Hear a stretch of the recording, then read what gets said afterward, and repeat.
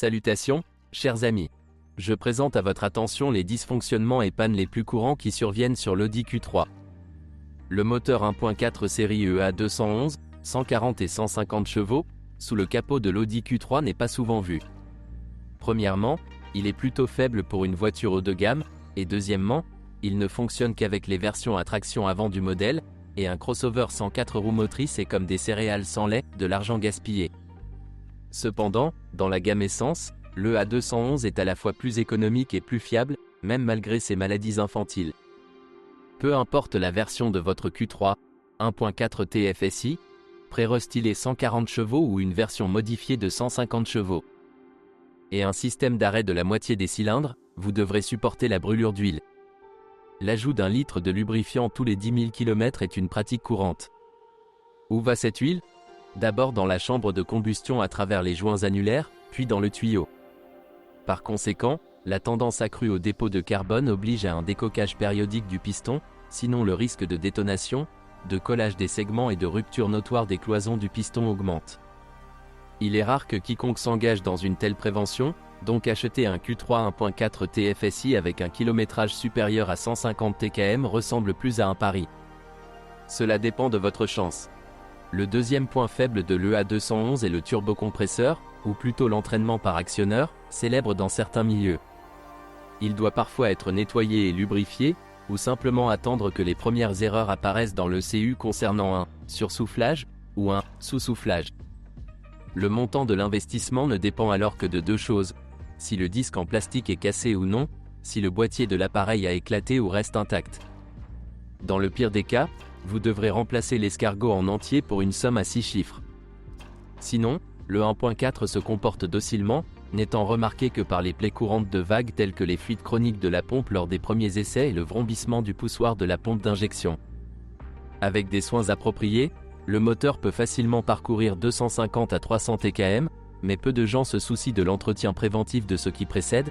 Personne ne change rarement l'huile 2 fois plus souvent que les réglementations mortelles, donc dans la plupart des cas, le moteur ne dure que 200 à 250 TKM.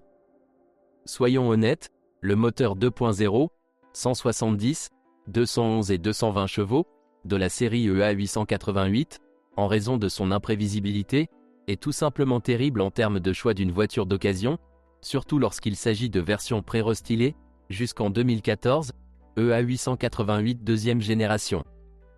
Mais la plupart de ces modifications sont en vente. La première chose qui a rongé l'esprit des passionnés de voitures a été le séparateur d'huile. Sa délicate membrane se brise même jusqu'à 50 TKM, perturbant la circulation des gaz de Carter et augmentant la consommation d'huile, déjà caractéristique de ces moteurs, dans des proportions obscènes. Heureusement, il existe une solution radicale: remplacer la pièce par une pièce d'origine modernisée. Merci, bien sûr, aux Allemands attentionnés, mais ensuite les choses empirent. La deuxième pierre d'achoppement était la chaîne de distribution. Il serait difficile de l'appeler « éternelle », car la durée de vie moyenne était d'environ 80 000 km, bien qu'il existe des cas connus d'usure critique avec un saut soudain d'une dent à 60 000 km. Le pire, c'est que la chaîne tendue fonctionne presque silencieusement et que la seule évaluation objective de sa ressource est de vérifier la course restante de la tige tendeur tous les 20 TKM. Les diagnostics informatiques affichent uniquement le degré d'écart par rapport à la valeur initiale de la position de l'arbre à cam, de sorte que les lectures de VASIA Diagnost ne sont qu'une caractéristique indirecte. Vous pouvez également remplacer la chaîne par une chaîne vague renforcée, en réunissant un jeu de guide et, bien sûr, un tendeur, qui a également joué un rôle dans cette performance tragique appelée la chaîne sur EA 888. Comme dans le cas du 1.4, la bête de 2 litres fait également passer l'huile à travers les segments de piston et est également recouverte de l'intérieur de dépôts durs, ce qui conduit à tout sauf un demi-million de kilomètres sans capital. Et ce n'est pas ça. Nous n'en avons même pas encore fini avec les pannes des mécanismes de synchronisation. Il est temps de parler des supports d'arbre à cam qui, en raison de défauts de conception, ne reçoivent pas la quantité de lubrification appropriée et, à un moment donné, leur surface se couvre d'éraflures. Et ce sont des coûts parasites et des dysfonctionnements des régulateurs de phase. Ce problème se produit moins fréquemment, mais systématiquement et coûte des sommes considérables. Le collecteur d'admission en plastique éclate parfois au niveau des coutures, perturbant la composition du mélange. Les fissures se développent généralement le long de l'axe de l'amortisseur, modifiant la longueur d'admission, de sorte qu'un tel défaut ne peut pas être réparé, il suffit de remplacer l'ensemble. La pompe d'injection de carburant ne vous ennuie généralement qu'avec un gémissement inoffensif, mais vous devez parfois remplacer soit le poussoir, soit l'ensemble de la pompe, surtout lorsqu'elle provoque une fuite d'essence dans l'huile. Et bien sûr, de la crème au beurre. Où serions-nous sans lui? Les premières versions du Q3 équipées des moteurs EA888 de deuxième génération se sont particulièrement distinguées. La conception des pistons permettait à l'huile de pénétrer librement dans la chambre de combustion, ce qui déclenchait une réaction en chaîne sous forme de formation de coque sur les segments, ce qui à son tour envoyait le problème de la consommation d'huile dans un canal encore plus large, en même temps. Temps de saisir la turbine.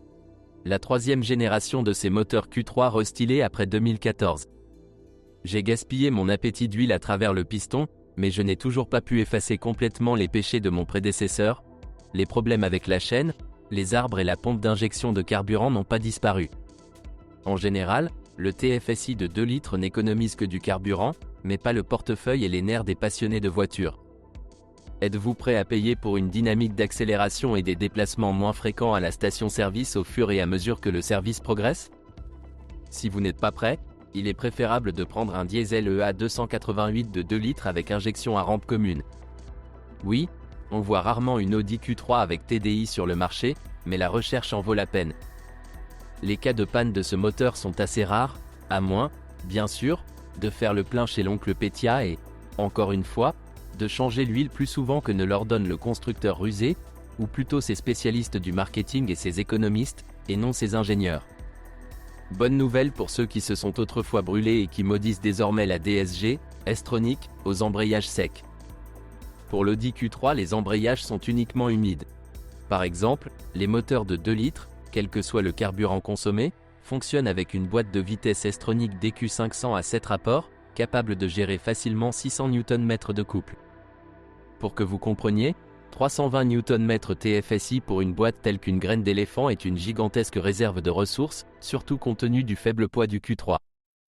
À condition que l'huile soit changée en temps opportun, les premiers signes d'usure de l'embrayage n'apparaissent pas avant 200 à 250 TkM.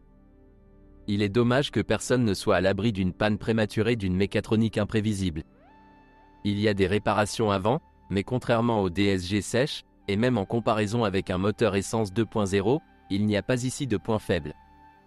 Ainsi, de rares malentendus surviennent. Avec le DQ250 à 6 vitesses, fonctionnant uniquement avec 1.4, l'histoire est la même.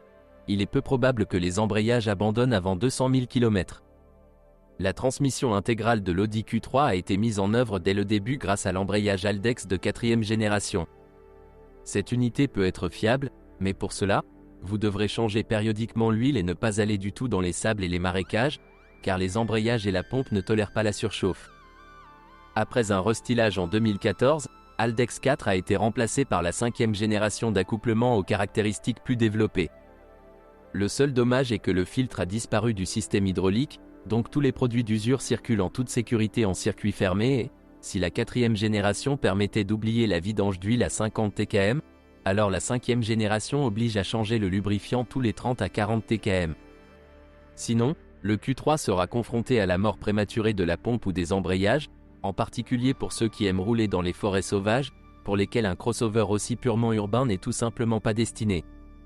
Le châssis de l'Audi Q3 nécessite une première réparation assez tôt. Par exemple, les roulements de support du McPherson avant, en raison de la libération sans entrave du lubrifiant, commencent souvent à grincer et à craquer avant même 50 TkM. Après 100 000 km, vous pouvez vous préparer à des réparations de suspension plus sérieuses.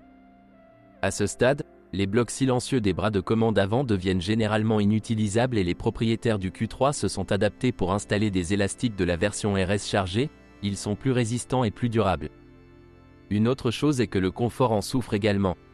Les amortisseurs, comme les roulements de roues, durent environ 150 TkM, selon le style de conduite et la qualité de la chaussée de votre ville. La suspension arrière de l'Audi Q3, ou plutôt les silent blocks de nombreux leviers, conservent assez bien leurs pièces d'usine pendant les premiers 200 000 km, et il faut ensuite être prêt à couper les boulons de carrossage, car à ce moment ils sont bien serrés. Bloqués. On ne rencontre pas souvent des problèmes de direction. Il vaut la peine de surveiller périodiquement les soufflets de crémaillère de direction, sinon l'unité coûteuse sera sujette à une perte de lubrifiant, à de la corrosion et à un retrait, ainsi que la direction assistée électrique, sous le bruit d'un jeu accru. De tels cas arrivent. Les puces, dont je ne comprends pas d'où elles viennent et se multiplient instantanément, sont déjà familières aux fans de vagues. De même, après 100 000 km, la carrosserie d'une Audi Q3 se couvre depuis les seuils jusqu'au toit d'une dispersion de taches chauves, dans lesquelles on peut voir le principal coupable, la galvanisation. Désagréable. Mais le métal ne pourrit pas et les éclats sont purement cosmétiques.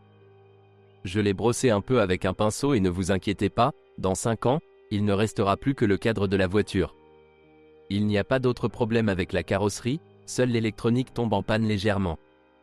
Ainsi, parfois, le servomoteur du volet du réservoir d'essence tombe en panne, ce qui entraîne un risque de laisser la voiture sans essence ou de serrer la volonté dans un point et de casser le couvercle avec un tournevis directement à la station-service.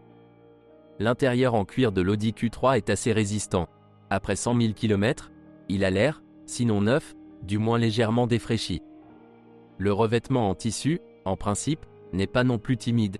Son seul inconvénient sera la tendance aux taches et aux taches d'eau, à apparaître en raison des pantalons non séchés.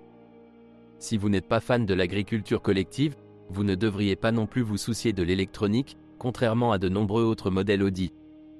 Ce sont toutes les informations sur les problèmes de l'Audi Q3. Si vous en savez plus ou n'êtes pas d'accord avec ce que vous avez entendu, je vous attends dans les commentaires.